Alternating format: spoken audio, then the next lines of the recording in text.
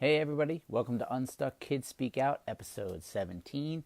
My name is Chris Bear. I'm producer of Unstuck, an OCD kids movie, and I'm also the creator of this free OCD conference called Ocd Construct. If you want to learn the basics about OCD and get a great start on treatment, we have 6 therapists talking on Saturday, April 13th, less than a month away. So feel free to sign up at ocdconstruct.com. I'll throw that in the comments. And I think it'll be a good help for anybody dealing with OCD, whether you're a parent, a child, an adult with OCD.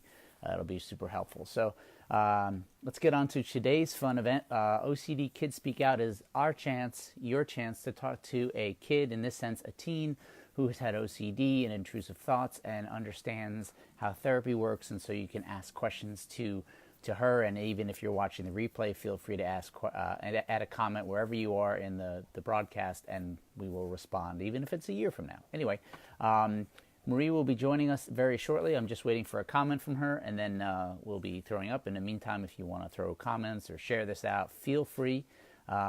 We do this about once a month, and it's a chance for you, the audience, and me to learn about OCD from a kid, and also get some good insights. So let me invite her on. Get started.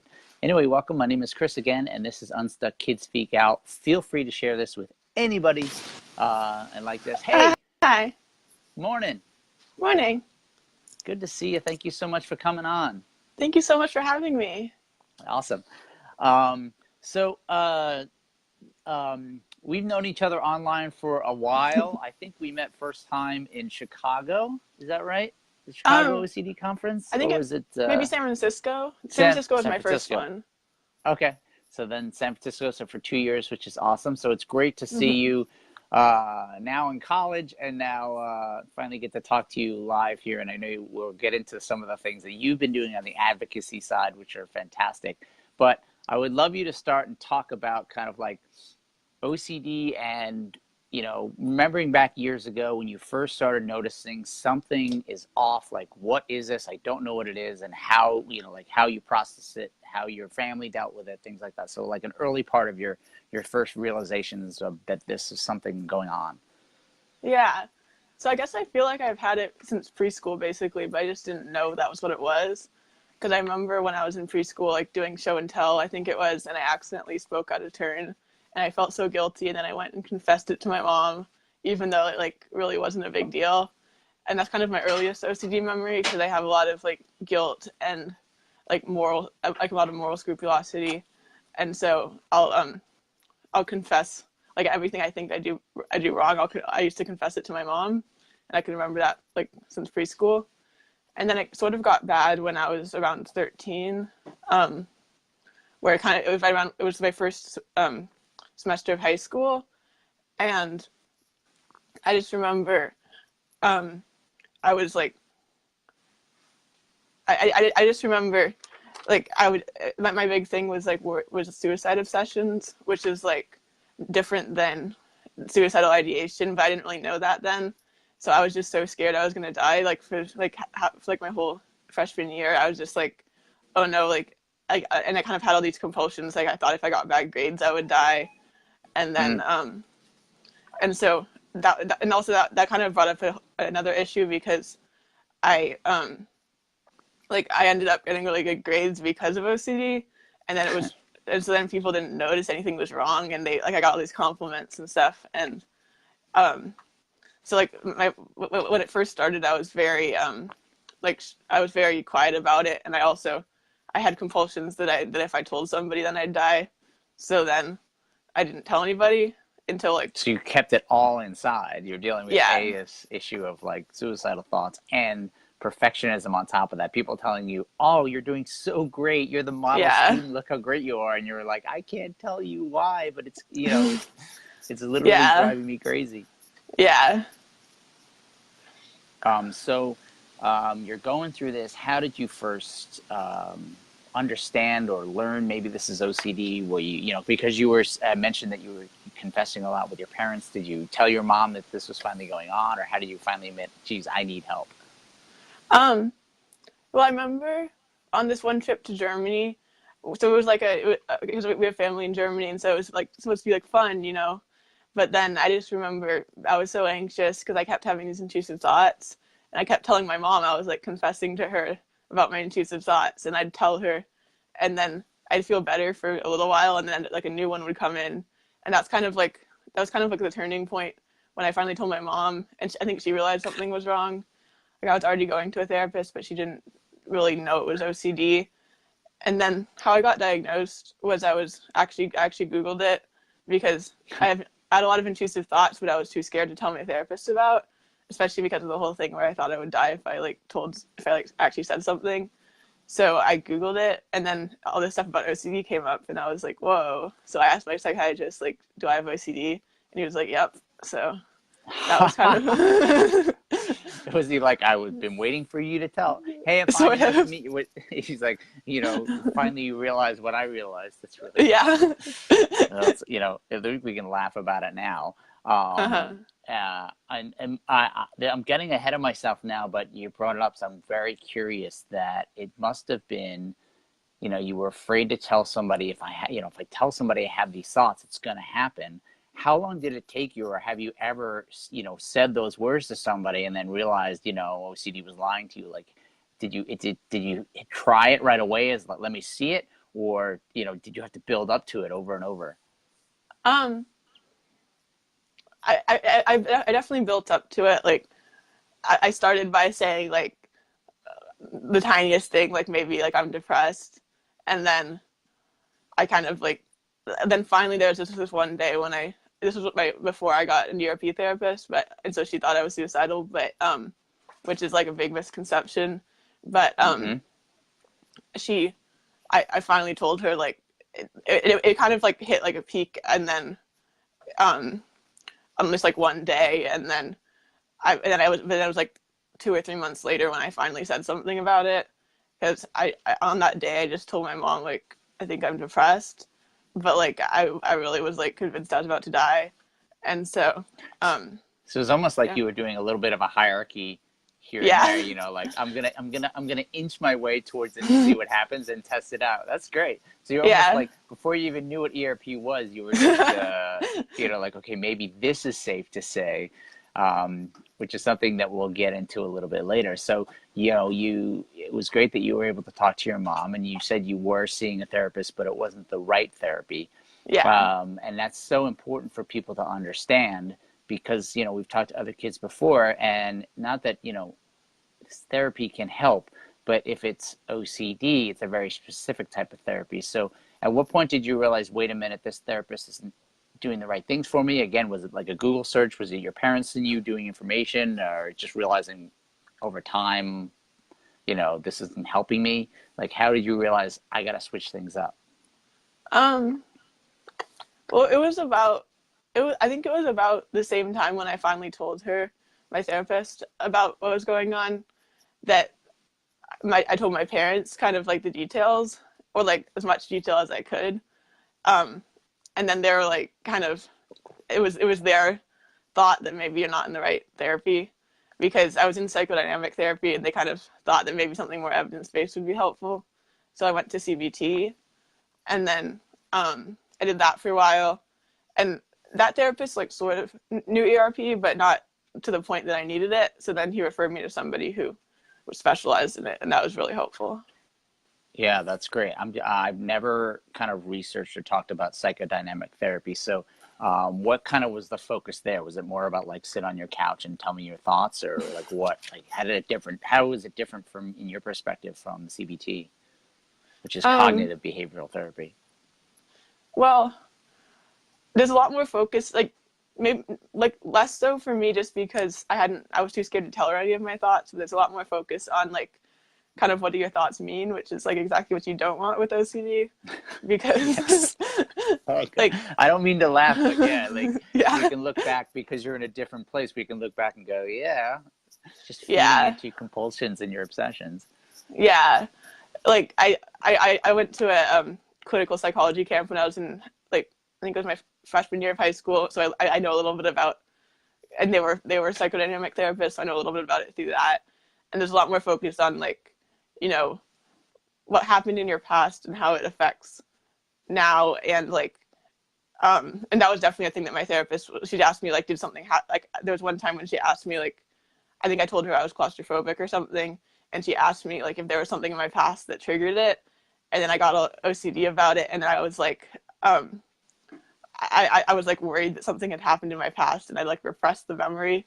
So then I was like asking my parents like, did something bad happen to me? So that was like So an example. Yeah, go ahead.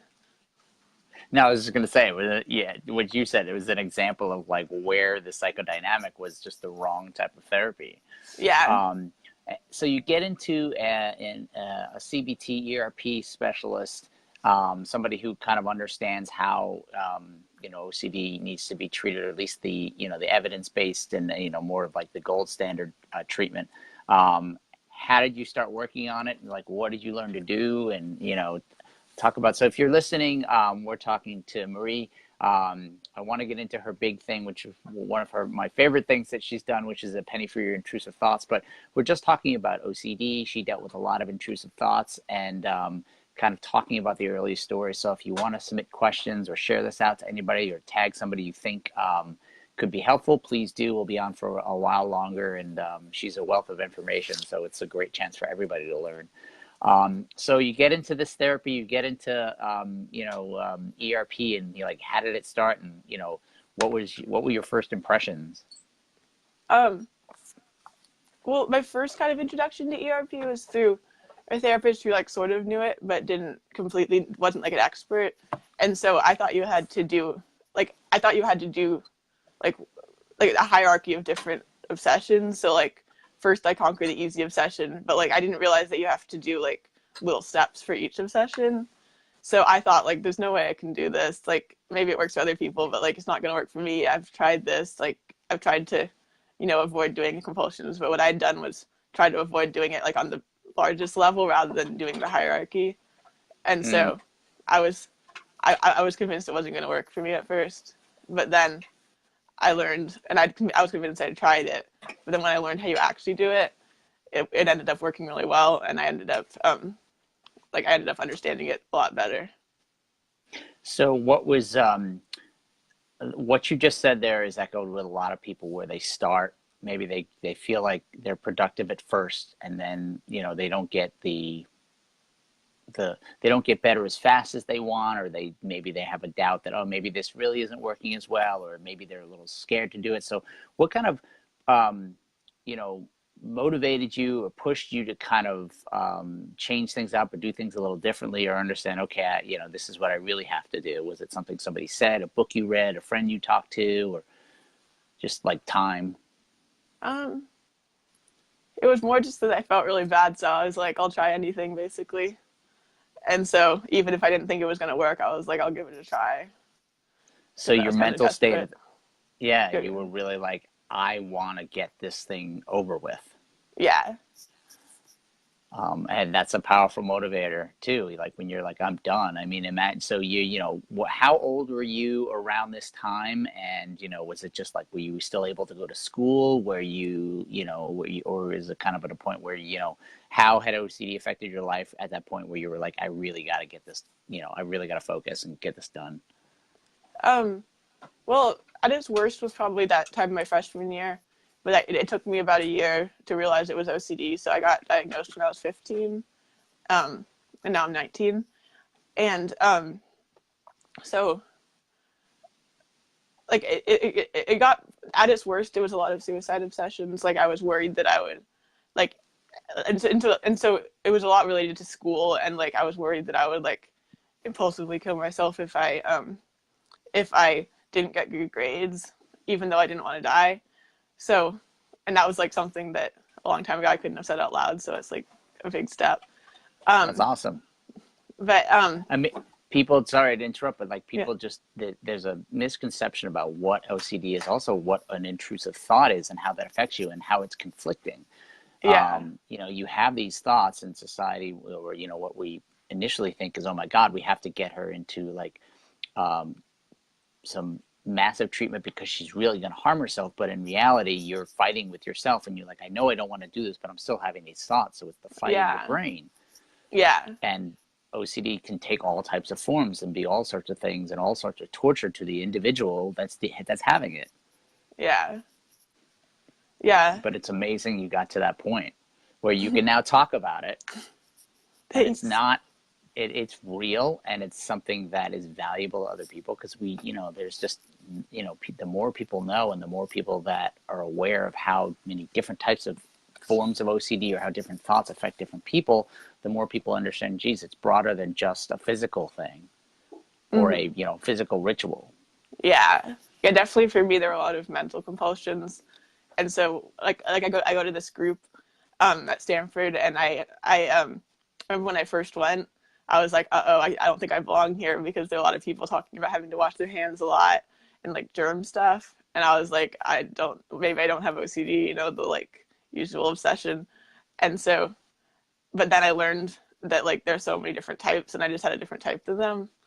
And so it was really helpful for me to like learn about the different types and realize that it's more than just hand washing, because that's not really a problem for me.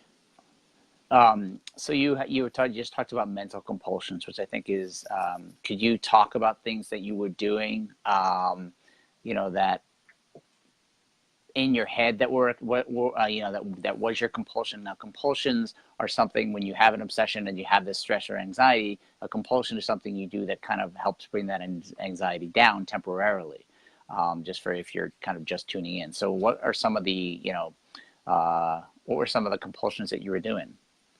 Well, the biggest one I did, like around this time with the suicide obsessions, the biggest one I did was, that I still sometimes do actually, is I would like imagine myself like doing something bad, and then I'd like think, oh, do I want that or do I not want it? And I'd like test it, and if I felt scared about it, I'd be like, oh, good, I don't want that. But then if I like didn't feel scared, I'd be like, oh no, you don't, better test it again, just to make sure I'm still scared of that and it's not something I want to do.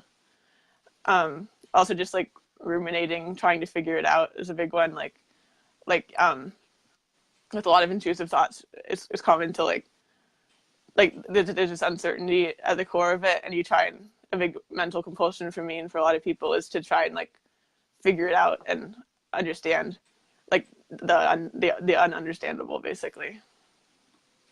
How much of your time do you think a day, when it was bad, 13, 14, 15, was spent dealing with your OCD as opposed to the other things you had to do, or the things you really wanted to do in your life?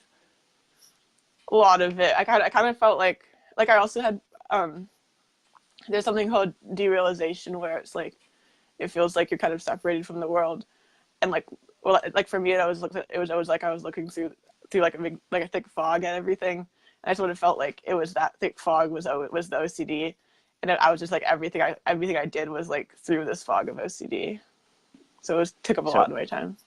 Yeah, it was like, it's kind of like clouding everything you were doing, whether, from morning to night. Was it affecting, how you got to sleep, and when you go to bed and things got quiet, was that when you really like rewound your day, or was it a constant, all the time? It was both. It was definitely like, I think I sort of had that like fear of losing control when I fell asleep too.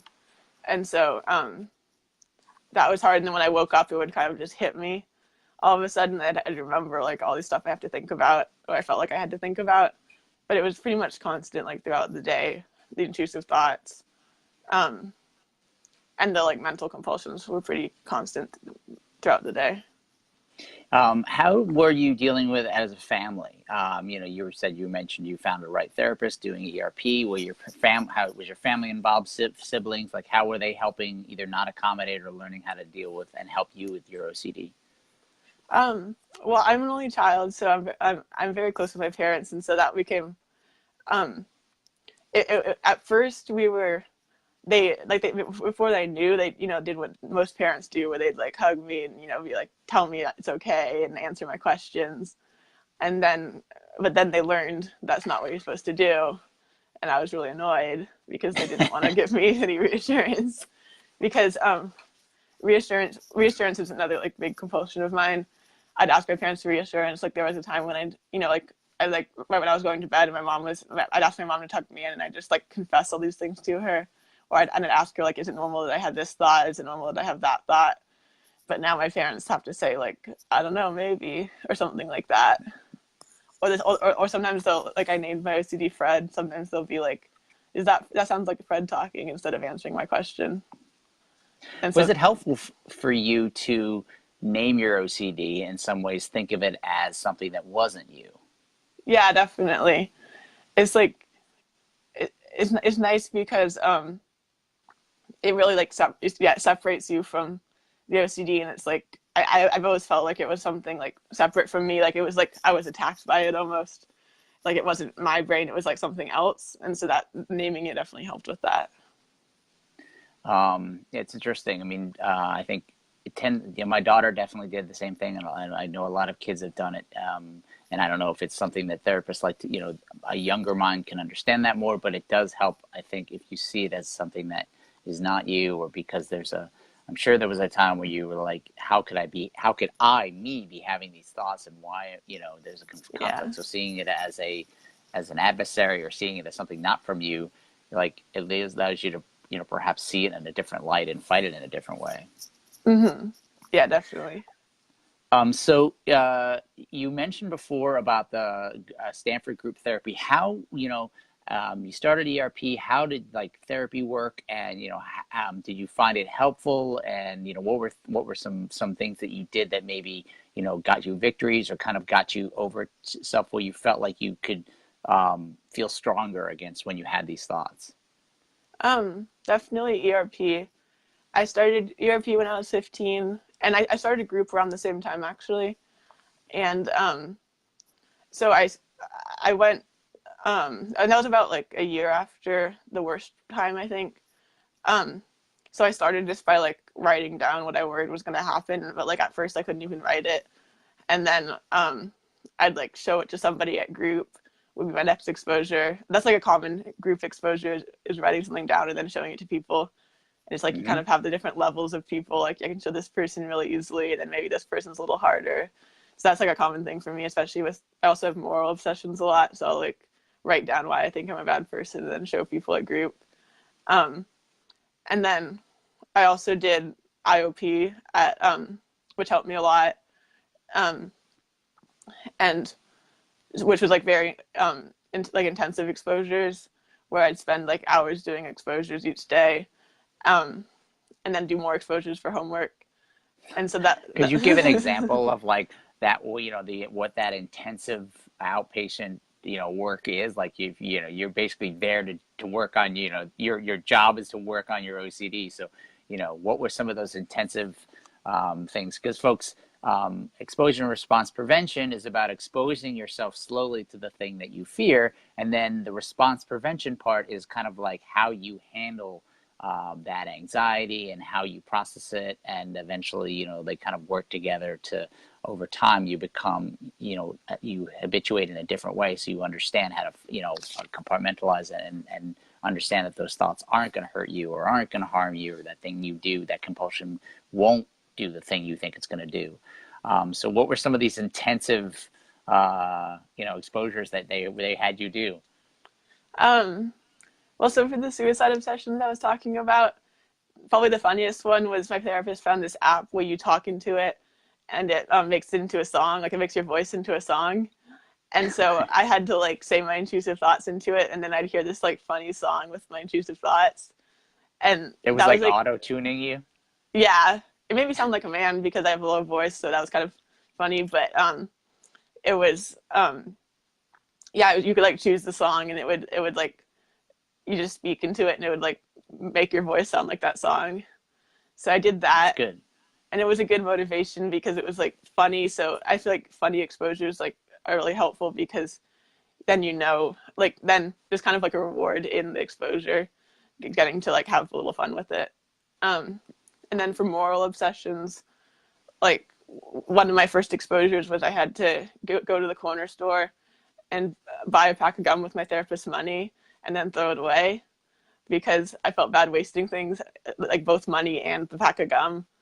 Hmm. Um, and so, and then also like a slightly funnier version was when so like I had therapy around lunch, so sometimes I'd like bring a sandwich that I got at my favorite like sandwich place nearby, and then she'd have me like take a little piece of the bread and throw it somewhere in the office, and it wasn't her office, it was like a shared office.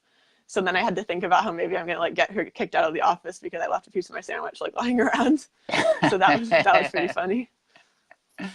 um, Michelle and Danica, thank you so much for your comments. Michelle, I completely agree with you. I have loved, when we first met Cassie 2 years ago and seeing how what she's done advocacy-wise on the other side, which we'll get to in a second, will make you realize why it's so great that she's here telling her story and also sharing her these intrusive thoughts, which are tough for people to get out. She's found a great way to do that. Did you find something I've been thinking about a lot? You touched on it with like some things that are funny or things that were challenging, with the song and also going to the store and throw it. Did you find that like it was, what was the motivation? Was like something that you did, well, this sounds interesting, I wonder if I could do it, or was it, the idea that you could do something and somebody was allowing you to do something that your thoughts told you were wrong? Did that motivate you in any way? I'm trying to get the idea of like, around the, how people do exposures and, making things fun or interesting or curious, and maybe that triumphs the scary thought. Yeah, I feel like doing something funny definitely helped. And like at group, a lot of times we do funny stuff. And like, so that was one motivator. And then I guess, yeah, just like, it's kind of like exciting when you overcome something. So like, even though it's scary in the time, like knowing you did it, it's like that feeling of satisfaction is pretty nice. No, it's incredibly empowering because, it's to your point earlier about like these perfectionism or suicidal thoughts, you get to the point where you can feel like you've overcome something or triumphed over something you fear. It's like, hey, I can do this, I can do other things. I would love to talk a little bit about the group therapy work and how that works, because you mentioned before everybody has lots of different issues. So how does it work when you're sitting with other kids that have OCD? Like, you don't have to reveal their names or their issues, but like, what are different, how is that helpful? And, how does like the group OCD therapy work? Well, usually we kind of start with a check-in, like, what was like a win, what was a challenge of the week. And then we can kind of talk a little bit about people's wins and challenges and like help each other out. And then we do exposures together. And so it's pretty similar to individual therapy in that sense. Like everyone kind of does their own exposure unless people have the same fear. But then the cool thing is you can like involve other people.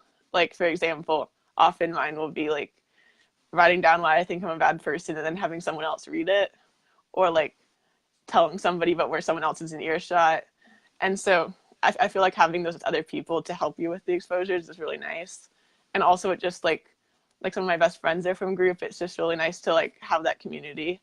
And yeah, I've been doing group for like, I think a little over 2 years now. And even though now I have to travel because I have a fear of driving. So I have to travel for like an hour and a half or 2 hours on the train to get there, but it's like so worth it. So yeah, you found something that, it motivates you. So you're even willing to kind of spend not just an hour and a half one way, but 3 hours of your time getting to this event. Do you also help other, you said, you're writing things down and people are helping you with your issues. Are you helping other people? And, in what ways is everybody kind of cooperating together? Yeah. I've definitely we'll help each other by not reassuring each other. So sometimes like someone will say like something that's really obviously reassurance, and then someone else would be like, I don't know, maybe that's true. And so that's like a big thing we do.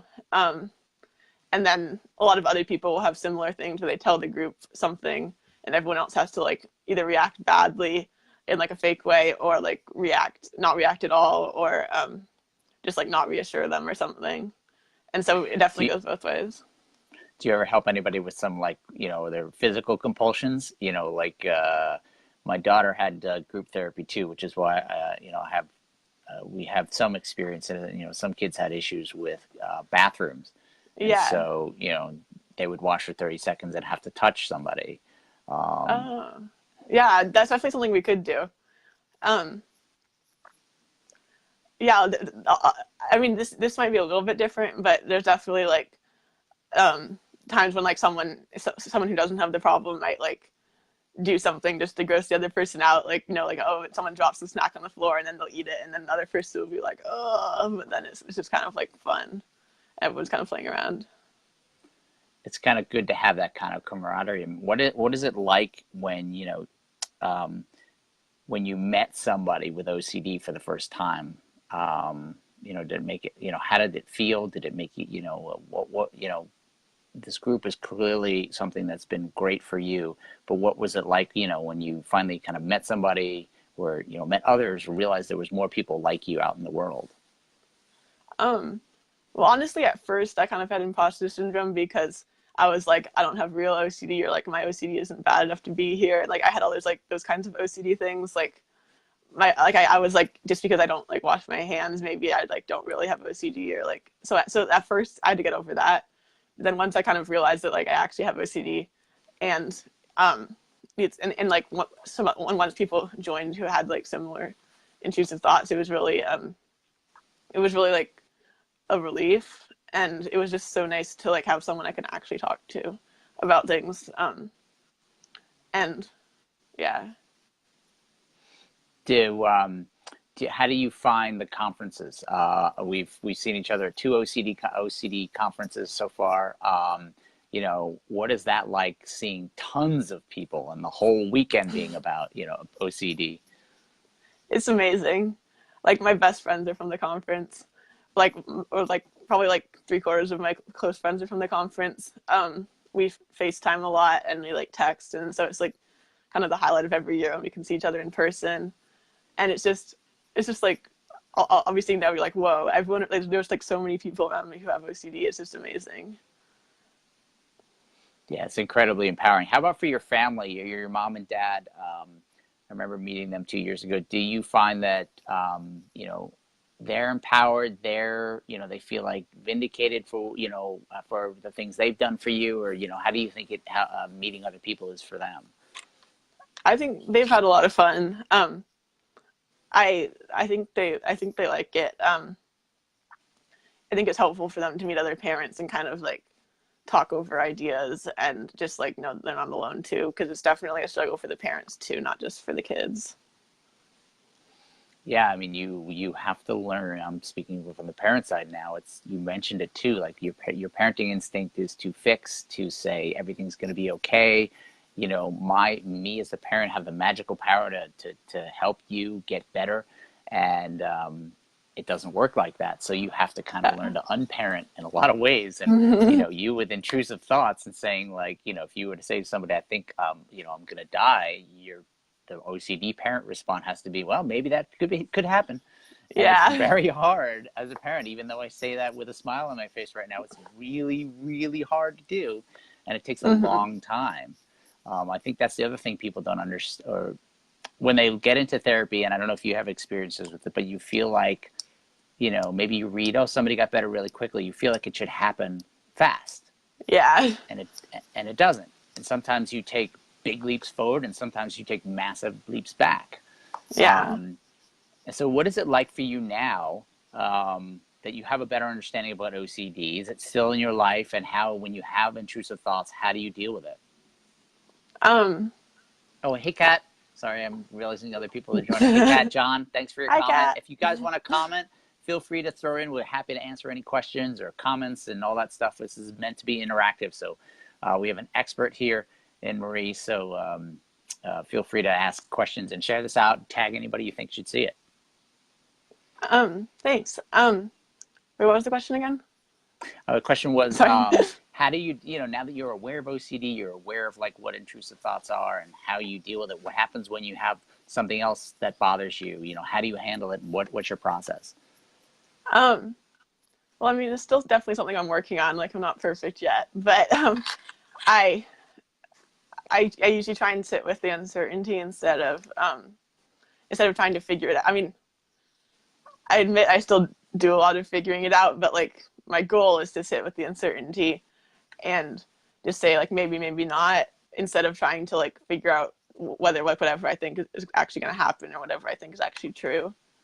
And then I'll do exposures, like where I like, often for me it's like telling people my thoughts, like both therapists and like friends or my parents, but like it has to be in a non-confession way for my parents, because it can kind of go both ways.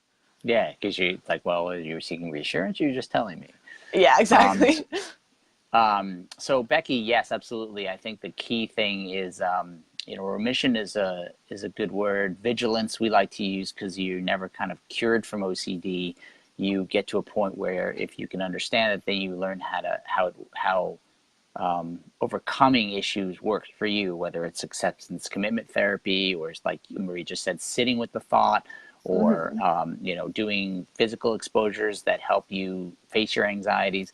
It's constantly being aware of it. So I don't think it's about realizing I'm going to be cured, but hey, I know, and to your point, you don't have to ever be perfect. OCD will morph and change into things you're not sure of yet, and the thing is you have being able to recognize it and fight it. So Michelle has a question about how OCD might have affected you in when you were talking with people who didn't have OCD. Like, how did it affect your life with people who didn't know what it was? Was it hard to talk to people about it? And get in those situations like school, you said perfectionism, like to actually admit to a teacher. So how were you dealing with it that way? Well, it was definitely not something I like advocate in the OCD community, but it's not something I really talk to a lot of my friends about who don't have OCD.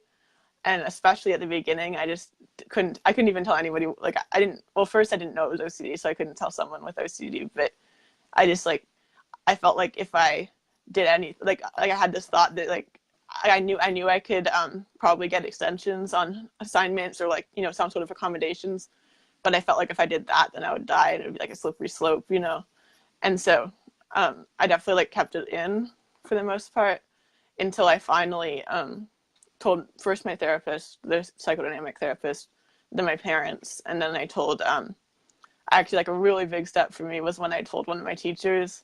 I didn't tell them the details, but I just, like, because my problem was that in class I just, like, couldn't focus because I had so many intrusive thoughts.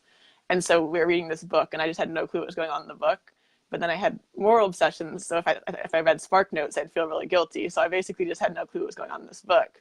So I asked my teacher, like, I just told him what was going on, and I said, like, I'm not ready for this test because I don't know what's going on in this book. And he basically told me what was happening in the book, and he was really nice about it, and that was a big step for me, like, opening up, because both because I was like, oh no, am I gonna die now because I told him, even though this was a while later, and because it also became sort of a moral exposure because he basically was like Spark Notes for me. So now, I got a really good grade in the test, and then I felt guilty about it for, like, quite a while afterwards. Just spiraled and spiraled. Yeah. So there was somebody that requested to join video. I can't join anybody else, but you can definitely use the comments and ask questions. So one thing I would say, maybe to answer that question too, is if you meet somebody who doesn't have OCD, how would you describe it to them? And how would you describe, like, your experiences? How would you kind of, like, summarize it to somebody who doesn't have OCD? I would definitely mention that it's not what people think. Like, for me, it doesn't really have any, I have, like, a few contamination fears, but, like, not really. And it's never really been a big theme for me. And so, like, I would definitely I'd explain it as, like, you have these thoughts that like, everybody has, but, like, for you they just, like, kind of stick more, and then you have to do something to get rid of them, which is the compulsion. And so, like, and also, like, I would mention that like, a lot of people don't understand that mental compulsions are also compulsions. So I'd say that it either has to be, like, it can either be something physical or something mental to get rid of these obsessions.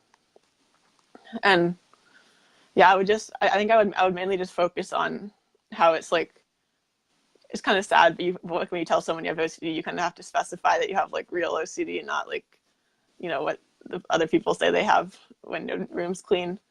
Yeah, or like, oh, I have it too. No. Yeah, exactly. Yeah, and so I would just and, like, I definitely start with, like if people want to know, like, what to do with this, I would say, like, start you can start slow, and you don't need to, like, open up about everything. Like, I still haven't told, like, most of my friends without OCD, like, the details. Yeah, it's kind of forwarding, just educating somebody in a little different way. And like you said, letting them know it's not just, like, physical things. It can be urges, it can be images, things that are mental that you don't see.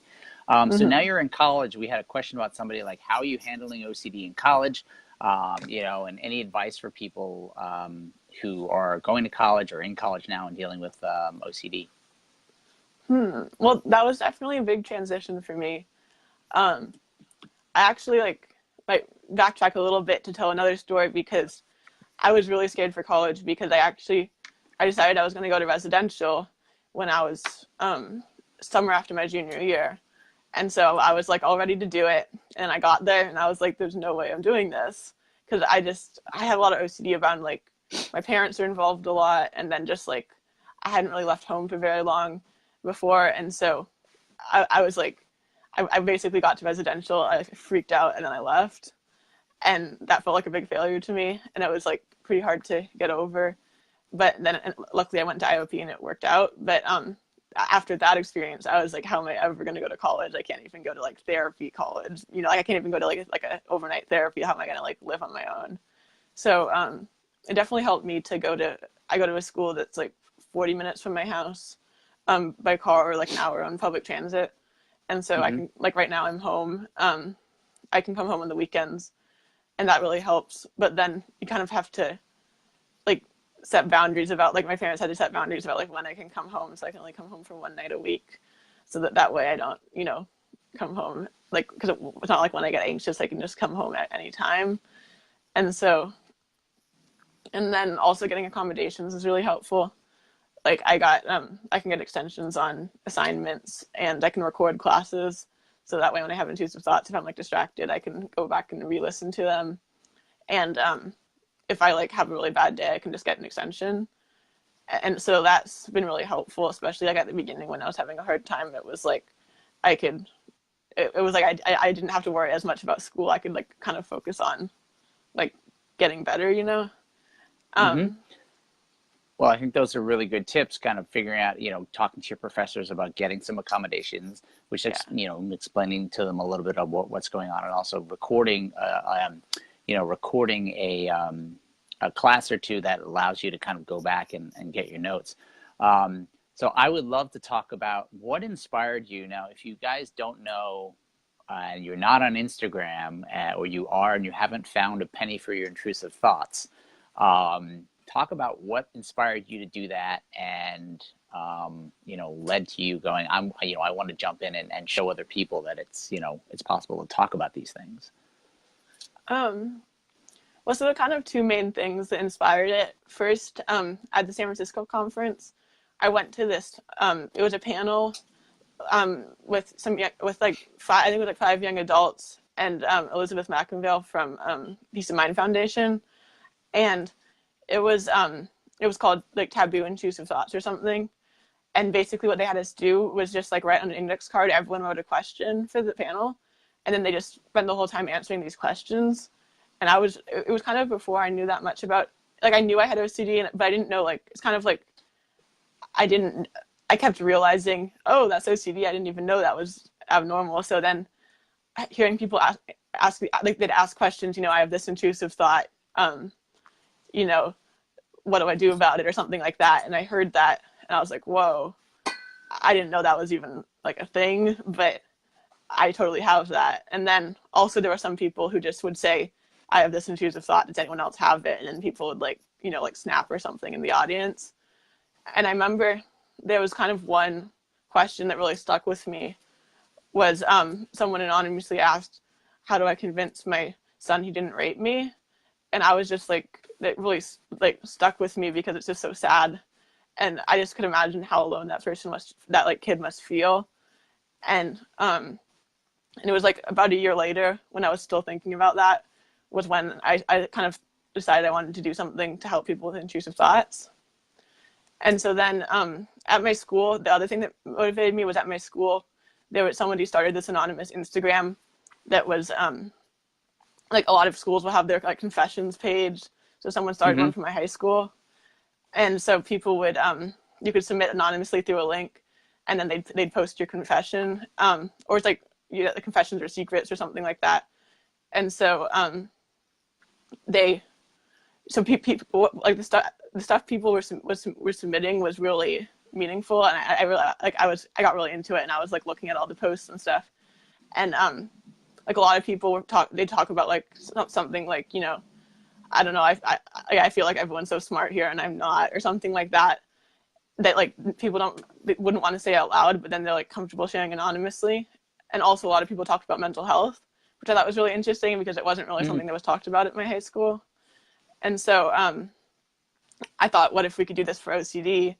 And I thought that, like, for intrusive thoughts, there's a lot of like within the OCD community, I feel like there are some really great advocates who like advocate for the most, you know, like often embarrassing intrusive thoughts. But then just overall, like in people's blogs, they often don't like talk about like pedophile OCD, for example. Like that's something that people are like aren't likely to write a blog post about if it's not anonymous. Right. But I thought, like, this is such a big problem, and there are so many people who have these embarrassing, like often embarrassing or shameful intrusive thoughts, and that and they don't know that other people have them because no one wants to share them publicly.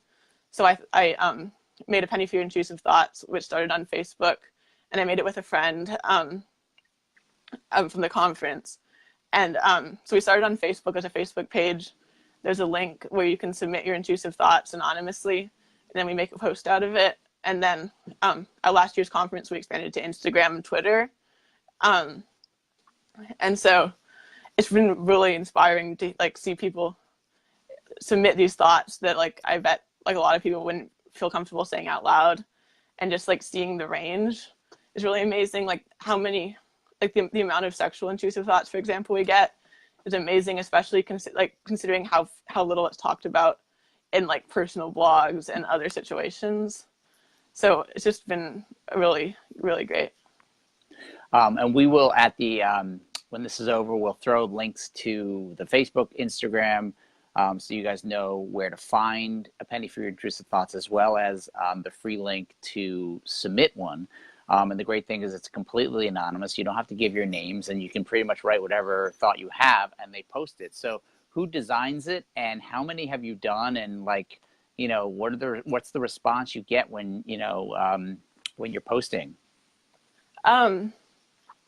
Well, my friend's actually very good at like graphic design type stuff, so she does she kind of helps with the logo and all that. And then we have a template, and then so then I'll make the posts out of the submissions. And so far I think we just posted our 300th, but then we've got at least 100 more waiting because we've just gotten so many submissions we can't keep up. So wow. That's been pretty amazing. That's amazing. Thanks. Yeah, and the page is great because if you can scroll through it, and it's you know, because you've kept a consistent design, it's really easy to focus on what people are saying and not get distracted. This is something that I need to do more of in both my personal as well as the Unstuck OCD Kids movie, because we have a lot of different things that we're posting, so our feed's very messy. Where yours is like it's clearly allows you to focus. And I'm not sure if you did this purposely or not, but great job on the graphic design part to focus on the words rather than like, oh, they use blue or red, or this is a different icon, you know, and it's great to focus on that. Any particular ones that you felt were really strong and, you know, opened people up to a different conversation? I mean, all of them really, but I feel like some of the specifics, like we've gotten a few that were just so specific and so kind of like random almost. It just shows you like really what OCD is and like how it can just be, it can attach to anything. Like for example, I remember we got one like, I worry I'll impulsively pour bleach in my fish tank, which is just like the most random thought that like you never would have guessed. Like when I think like before I knew about OCD, that's not what I would have thought of for OCD. But then it just really shows it can attach to anything you care about. And let me see what other ones. We've just gotten so many. We've gotten so many. I've noticed that we get a lot specifically of the ones that people tend to not talk about publicly, like harm obsessions, sexual obsessions, and because I think people feel more comfortable submitting it anonymously than talking about it publicly. Sure. I mean, you're right. This is a lot of work. Not only we have to do to get people to understand what OCD really is, but understand that these intrusive thoughts can be, you know, things that are people having that are sticking with them that are extremely disturbing. They may never, ever act on these thoughts. And so it's really hard to talk about because of the stigma involved in it. And if you do, to your point, talk about a pedophilia thought or a suicidal thought, immediately somebody goes to, oh, they have to be arrested, reported. And so your vehicle allowing you to people submit anonymously, it allows people to understand they're not alone in a huge way. Wow, other people have these thoughts too. In some ways, it's a very large group therapy that you've created. And it can help a lot of people. And because it is where it is on social media, it'll help people for years to come, which is fantastic. So I applaud you guys both for creating this, you and the graphic designer, and fantastic job, folks. If you have any questions about A Penny for Your Intrusive Thoughts, it's a Google Doc, right? So that you can, how is the submission work?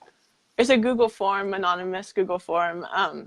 We just have a little description of you can basically submit anything except we don't post suicidal, we post suicide obsessions, but not suicidal thoughts, just because of suicide contagion. So, sure.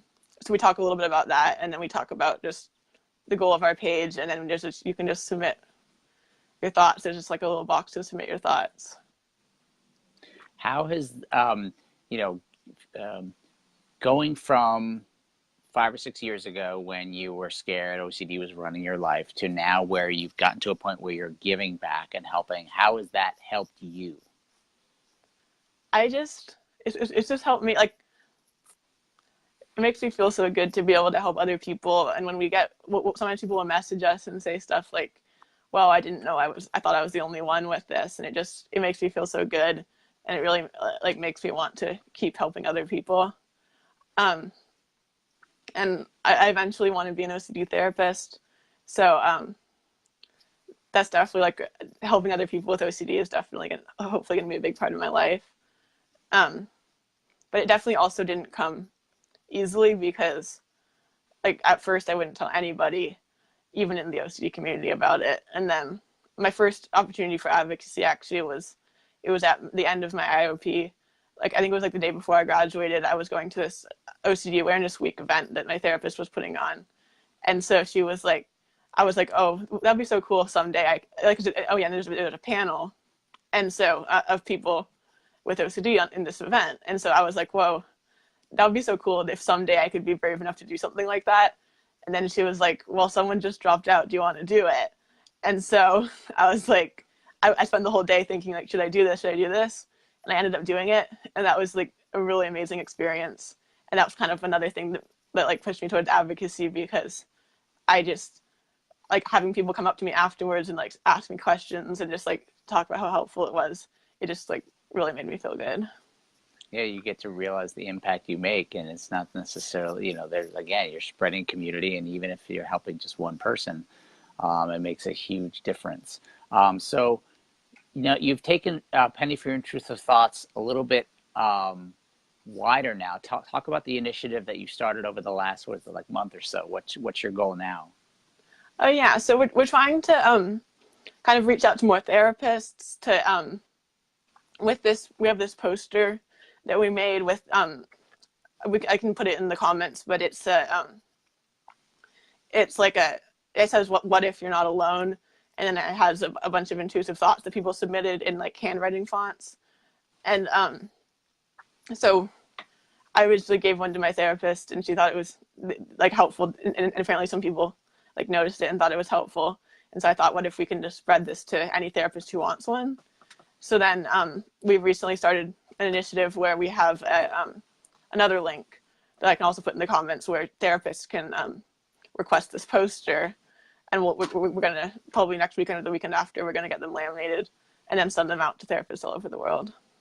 Great. You can, or if you're just a viewer listening to us and you want your therapist and know a therapist who should get this, you can put their address in there and you guys will send it to them free, right? Yes. That's and great. Also, if you want, we'll also send it to anybody, an emailed PDF. So you can also fill out the survey for that.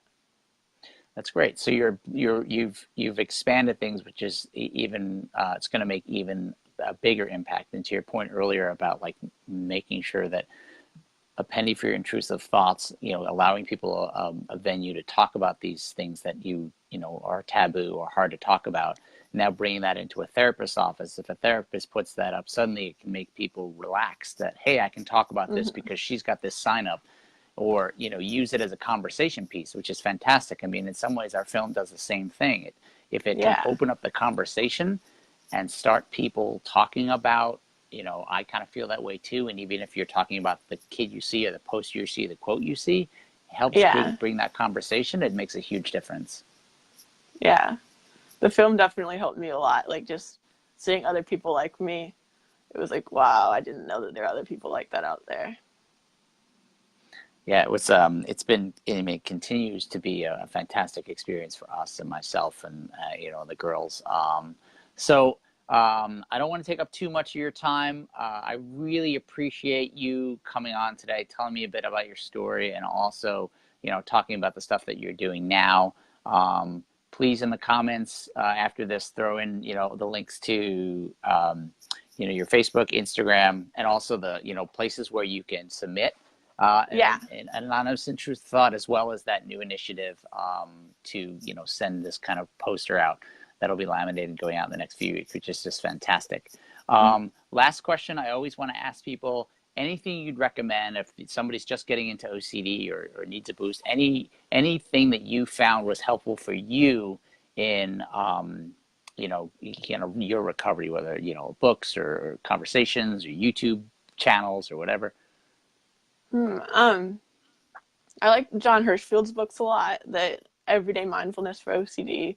That was like one of the first ones I read, and it has some fun little games in there, and it has and also his, I forget what it's called, but like the other mindfulness book it has some good like explanations of the different types of intrusive thoughts and sort of like why you have them, and that was really helpful to me. And then Chrissy Hodge's stuff I really like, because it's like she really talks about the like types of stuff that nobody else talks about, or like very few other people talk about. And then let me think what That's else. great. Definitely Chrissy and John IOCDF. are two. Chrissy and John are two fantastic people. Definitely outspoken. John's books, I know one of my favorite from the parent point of view is when a family member has OCD, and I highly recommend that as well. So we're all big proponents of John, and Chrissy is one of those very outspoken people who will talk about anything. So her YouTube channel is fantastic. And for me, it was one of the best things for me was, and she was joined earlier, Kat. Yes, I watched hers too. That was big for me. Yeah, a lot of those YouTube videos that Kat would put up years ago were just great for me to kind of get into the mindset of this is how it works, and this is how kids are dealing with it day by day. So those were super helpful for me. Thank you so much for coming on. Thank you so much for having me. This has been great. It's great. I know we talked like in December about you coming on, so I'm glad the date finally came. And I look forward to everything that's going to come up with A Penny for Your Intrusive Thoughts. And are you coming to Austin? Yes, and I'll be speaking. All right. Oh, really? That's awesome. Yeah. Even bigger, even more speaking engagements. Very cool. So we will see you in July. Yes. Very cool. All right. Have a great day. Thank you so much for coming on. Thank you so much for having me. You too.